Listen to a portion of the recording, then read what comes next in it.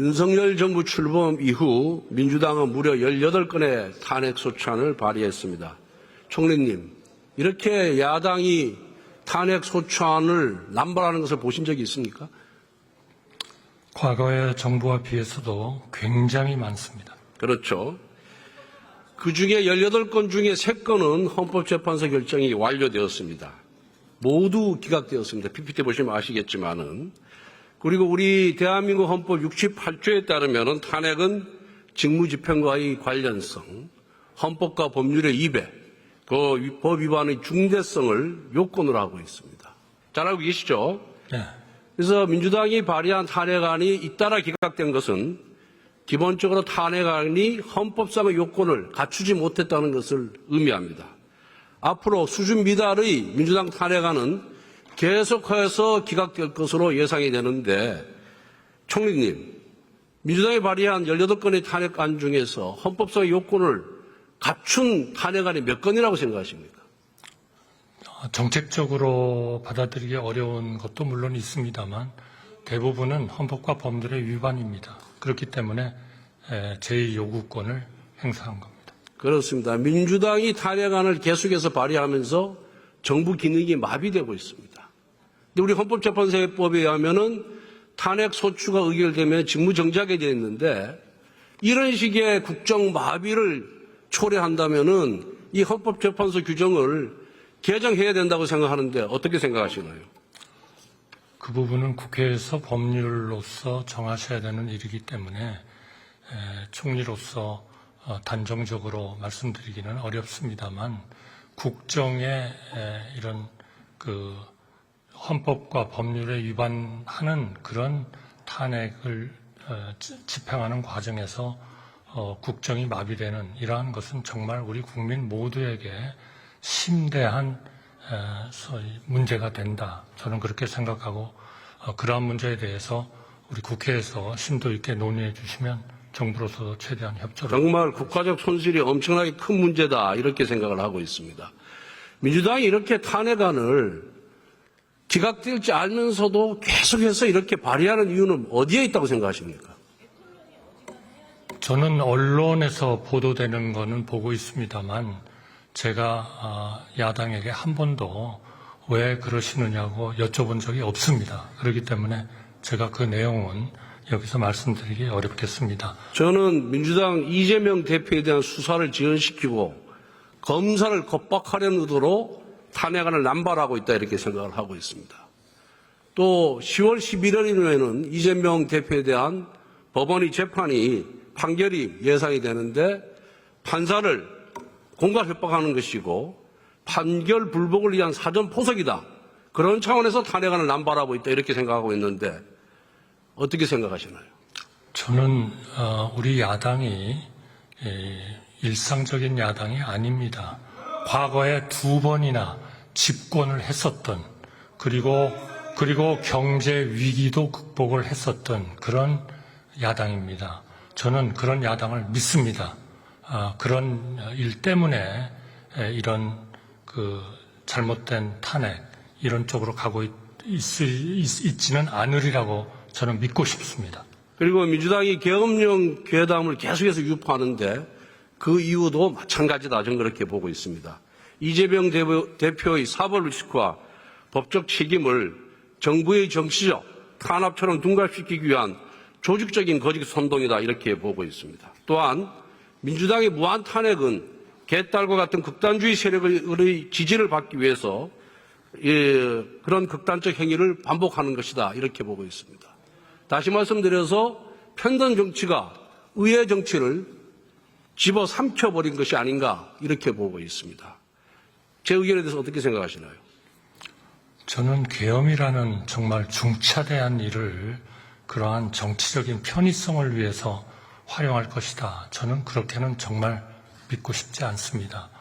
최근 우리나라의 그 국격에 대해서 이번 여름에 해외에 나가셨던 분들, 또 국내에서 여러 외국인들을 만나셨던 분들은 과거 어느 때보다도 우리 대한민국의 모든 국격이나 경제, 우리의 민주주의, 이런 것에 대한 높은 평가를 하고 있습니다. 그런 나라에서 어떻게 계엄이라는 것을 정치적인 편의성을 위해서 감히 거론하고 활용하겠습니까? 저는 그러한 나라는 우리가 아니다 이렇게 생각을 하고 있고, 과거에 2번이나 집권을 했었던 그러한 야당이 지금 의원님께서 말씀하신 그런 생각 때문에 그렇게 했다고 그러면 정말 수많은 국민들이 분노와 그리고 실망을 할 겁니다. 무엇보다도 야당이 무한 탄핵을 하는 이유는 대통령 탄핵을 위한 분위기 조성이다 이렇게 보고 있습니다. 민주당은 대통령을 탄핵해서 조기 대선을 치르고 싶어 합니다. 만약 조기 대선에서 승리하면 이재명 대표의 사법 리스크를 털어버릴 수 있다고 보는 것이기 때문이죠. 다시 말씀드리면은 선거로 범죄를 덮어버리겠다는 이런 사악한 의도가 민주당이 탄핵안을 남발하는 본질적 이유라고 생각을 합니다. 동의하십니까? 저는 대통령께서 단 하루도 임기를 연장하겠다고 말씀하신 적이 없는데 왜 헌법과 법률의 위반을 해야만 적용할 수 있는 탄핵이 거론이 되는지, 그것 역시 저는 과거에 집권을 했었던 야당으로서 할 수 있는 얘기가 아니고 또 그런 진위를 가지고 있다고 생각하고 싶지 않습니다. 그렇다면 우리 5천만 국민들이 정말 실망할 것이고 우리나라에 대해서 존경하고 그리고 사랑하는 많은 전 세계인들로부터 지탄을 받을 것이라고 생각합니다. 제가 그 이유를 PPT를 통해서 설명을 하겠습니다. 민주당 여러 의원들이 정권 교체 직후부터 탄핵을 운운했습니다. 그리고 주말에 탄핵 집회에 가서 탄핵 깃발을 흔들어 대기도 했습니다. 또한 민주당의 법사위에서 대통령 탄핵을 위한 청원 청문회까지 열었습니다. 급기야 지난번 민주당 원내대표는 교섭단체 대표연설에서 불행한 전철이라는 표현으로 탄핵을 암시하기까지 했습니다. 저는 민주당에게 요청합니다. 정중하게 요청합니다. 정말 그럴 의사가 있으면 진짜로 대통령 탄핵안을 발의하십시오. 왜 대목군처럼 탄핵 시위 현장이나 기웃거리고 변직만 울리고 있는 것입니까? 괜히 애꿎은 국무위원들, 검사들 탄핵하지 말고 자신 있으면 전공법으로 대통령 탄핵안을 한번 만들어 보시라고 공고하고 싶습니다. 그리고 그 결과에 대해서 정치적 책임을 지시기 바랍니다. 이것이 떳떳하고 당당한 공당의 태도입니다. 정치를 왜 이렇게 비겁하게 하는 것입니까? 민주당이 대통령 탄핵을 운운하면서도 탄핵 소추안을 정식으로 발의하지 않고 있어요. 그 이유는 뭐라고 생각하십니까? 글쎄요. 저는 지난번 총선의 결과에 대해서 많은 우리 야당의 의석을 진출을 시키셨지만 그 지지율 자체로 보면은 한 5% 정도 차이 아닙니까? 그렇기 때문에 거기에 대한 겸허한 마음 때문에 아직 탄핵을 발의하는 그런 단계까지는 못 갔다. 저는 그렇게 생각하고 싶습니다. 예, 총리님 수고하셨습니다. 법무부 장관 나와주세요.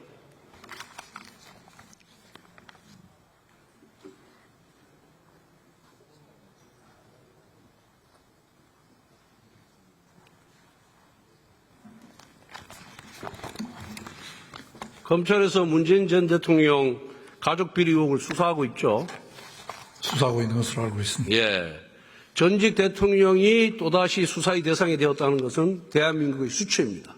하지만 아무리 대통령이라 할지라도 법 앞에 평등하다는 것이 바로 정의다 이렇게 생각하는데 동의하시죠? 예. PPT 봐주시기 바랍니다.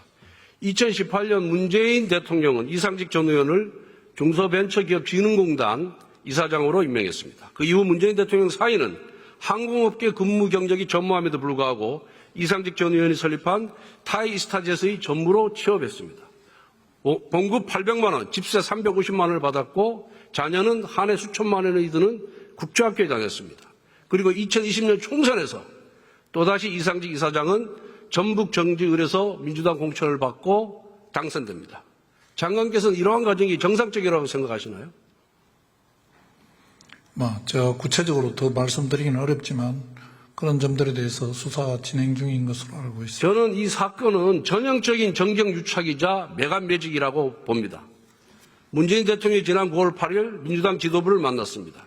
이재명 대표가 검찰 수사는 정치 보복이라고 하자 문 대통령은 준비 안 된 대통령이 집권이 혼란하다. 민주당이 제 주권을 준비해야 된다. 라고 초조한 마음을 감추지 못했습니다. 그런데 과거 문재인 대통령은 다른 전임 대통령들에게는 대통령으로 예우할 것이 아니라 그냥 피의자로 다뤄라. 즉각적인 강제 수사를 촉구한다라고 말했습니다. 이처럼 문재인 대통령은 상황에 따라 자신의 말을 180도 뒤집은 것입니다. 한편 그분의 딸인 문다혜 씨는 검찰 수사를 비판하면서 자신을 돌에 맞은 개구리라고 표현했습니다. 그 말에 동의하시나요? 제가 평가할 일은 아니라고 생각합니다. 제가 보기에 이분은 억울한 개구리가 결코 아닙니다. 모렴치한 캥거루입니다. 만약에 대통령 딸이 아니었다면, 대통령 사이가 아니었다면, 그 대통령이 매간비직을 하지 않았다면 어떻게 그런 호사를 누릴 수 있었겠습니까? 그러므로 저는 이 사건은 문재인 정부의 캥거루 게이트다 이렇게 보고 있습니다. 이번 수사를 정치보복이라고 주장을 하고 있는데 민주당에서 이 부분에 대해서는 어떻게 생각하시나요? 정치보복이 뭡니까? 수사 시작 자체가 시민단체의 고발에 의해서 시작된 것이고 검찰이 특정한 목적을 가지고 수사를 시작한 것은 아니라고 알고 있습니다. 정치보복이 뭡니까? 지난 문재인 정부 때 잘 보여줬습니다. 불법적, 탈법적으로 증거를 수집하여 무차별적으로 의혹을 뒤집어 씌우고 그 의혹을 증폭시키고 자의적으로 해석해서 억울하게 기소와 수사를 하는 것이 바로 정치보복입니다. PPT 한번 보십시오. 정치보복의 전형적 사례가 바로 문재인 정부의 적폐청산위원회입니다. 문재인 대통령은 취임하자마자 적폐청산을 국정과제 1호로 선정했는데 잘 기억하고 계시죠? 장관님. 예, 언론을 통해서 봤습니다. 정부 부처마다 적폐청산위원회를 설치했습니다. 좌파 인사들이 위험 감투를 쓰고 부처의 서버까지 뒤져서 불법적으로 뒤져서 비리 의혹을 외부에 흘리면은 좌파 언론이 무차별적으로 의혹을 확대 재생산해서 낙인을 찍어댔습니다. 이렇게 인민재판을 통해서 심리적으로 굴복시켜 놓고 검찰의 고발을 남발했습니다. 수많은 공무원을 조사하고 구속했습니다. 대한민국을 위해 헌신했던 공무원들이 사실상 인민위원회의 인민재판에 희생당한 것입니다. 장관님, 윤석열 정부가 적폐청산위원회 같은 초법적 기구를 만들어서 인민재판과 같은 정치보복을 한 일이 있었습니까? 저희들 법무부에는 없습니다. 법무부에 다른 부처에도 있었다는 얘기를 들어보셨어요? 들어보지 못했습니다. 없었습니다. 문재인 정부 때 적폐청산위원회 만들어서 얼마나 광풍을 몰아쳤습니까? 공무원들을 벌벌 떨게 만들지 않았습니까? 이런 것이 바로 정치보복인 겁니다. 자, 들어보세요. 소통의 1원칙이 경청입니다. 좀 들어주세요. 듣기 싫더라도. 예. 듣기 싫더라도 듣는 것이 그 훈련을 쌓아야 됩니다. 자, 보십시오. 저도 역시 문재인 정부의 정치보복의 피해자입니다. 저는 2번의 수사를 통해서 강원랜드 채용비리 사건의 무혐의를 받았습니다. 그런데 어느 날 갑자기 문재인 대통령이 수석 비서관 회의에서 저에 대해서 직접 검명하면서 수사를 하라라고 지시를 했습니다. 이러한 위법적 하명 수사를 받아 저를 수사하고 구속영장을 청구한 권력의 하수인이 바로 민주당 의석에 지금 앉아 있습니다.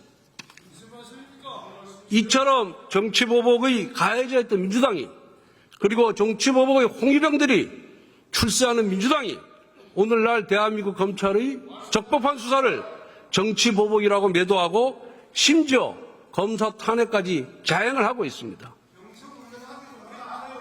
장관께서는 야당의 정치공세 이거 다 물리치고 제대로 수사하도록 검찰을 지휘해야 됩니다. 그렇게 하실 용이 있죠? 예, 원칙대로 수사하도록 지도하겠습니다. 대통령이든 아무리 지위가 낮든 돈이 있든 없든 간에 모든 사람은 법 앞에 평등합니다. 수사도 평등하게 공정하게 해야 됩니다. 그럴 용의가 있죠? 예, 그렇게 하겠습니다. 민주당이 다수 의석이라고 해서 초고대 권력을 가진 의회에 의회의 대통령이라고 하더라도 거기에 굴복하면은 절대 안 됩니다. 그럴 각오가 돼 있습니까? 예, 알겠습니다. 앞으로 이러한 불법 행위에 대해서 어떻게 수사할 것인지 그 심정을 한번 좀 얘기해 주시기 바랍니다.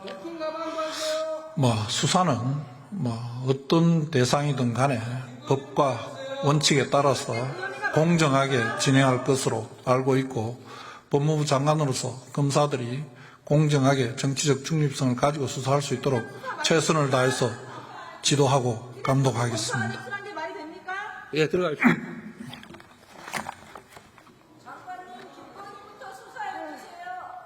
핸드폰 뺏기지 마시고요. 핸드폰 뺏긴 검찰이 검찰입니까? 듣고 있어요. 아니, 말씀을 안 하시니까 지금 떠오르는 거 아닙니까? 말씀 좀 하세요. 민주당 탄핵안 남발하고 있습니다.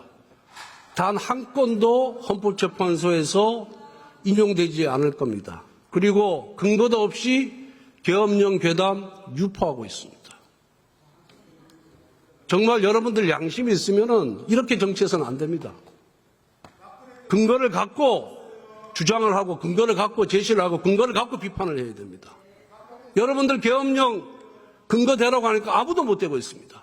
그런데 이재명 대표를 비롯해서 최고위원 그리고 민주당 간부들이 모두 이걸 언급하면서 나라를 분열시키고 그리고 국민들에게 불안감을 조성하고 있습니다. 이게 정치가 아닙니다. 정말 정정당당하고 떳떳하게 국리민복을 위해서 함께 정치합시다. 이상입니다.